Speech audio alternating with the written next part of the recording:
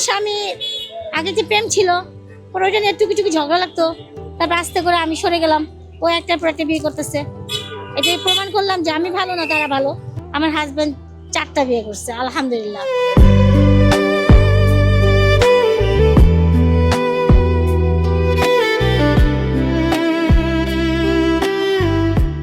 আমার ফ্যামিলি আমি আগে থাকতাম শ্যামলী, এখন এই শ্যামলীর ভিতরে জরিমালা ভাড়া থাকি। এখানে মাস্ক বিক্রি করি প্রায় 1 বছরের মতো, কিন্তু আমাদের তেমন জীবিকা নাই। কিন্তু আমি অনেক অফিসারের কাছে গেছি, চক্ষু হাসপাতালে গেছি, তারপর আপনার ছড়া দিতে গেছি। সুইপারি একটা কাজ চাইছি, তাও দেয়নি। ঝাড়ুদার কাজ করবো, তাও দেয়নি। এরা বারবার ফিরে দিছে। এরা বলে ভালো ব্যবহার করে, কেউ খারাপ ব্যবহার করে, কেউ বলে আল্লাহ আল্লাহ আল্লাহ রিজিকের মালিক আল্লাহ, আল্লাহ দিকে তাকায় থাকেন, এগুলো বলে। কিন্তু এরকম দয়ালু ব্যক্তি নাই। এটাই মাস্ক বিক্রি করে বেশি একটা আয় হয় না আমাদের। আছে একটা মেয়ে, বিয়ে দিচ্ছি। আমার হাজবেন্ড 4টা বিয়ে করছে, আলহামদুলিল্লাহ। আর আমার ফ্যামিলিতে দুর্বল, আমার ভাই হলো দুর্বল, সৎ সরল মানুষ।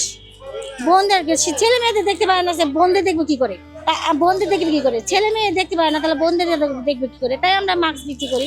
আমার স্বামী আগে যে প্রেম ছিল পরে ওইটা নিয়ে টুকি ঝগড়া লাগতো, তারপর আস্তে করে আমি সরে গেলাম। ও একটার পর একটা বিয়ে করতেছে। এটাই প্রমাণ করলাম যে আমি ভালো না, তারা ভালো। এটাই প্রমাণ।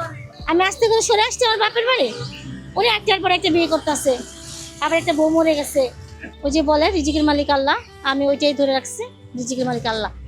এইভাবে করলে তো আমাদের কান্না এসে পড়বে। অনেক কষ্ট, সেগুলো বলে প্রকাশ করা যাবে না। কিন্তু আমি মনে করি যে আমার আল্লাহ যদি আমাকে সাহায্য করে, এটাই বড় সাহায্য।